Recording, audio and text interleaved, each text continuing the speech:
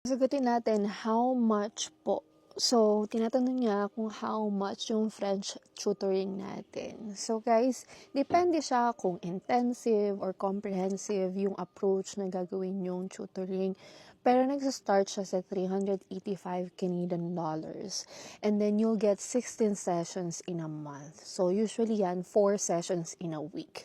So, ganun siya. And then, gano'n ba siya katagal? So, depende sa'yo. Pero in average, 2 to 3 months ang tinatagal for each level. And ang level na kailangan mo would be B2 level. So, may 4 na level kang pagdadaanan. So, yun yung pricing natin.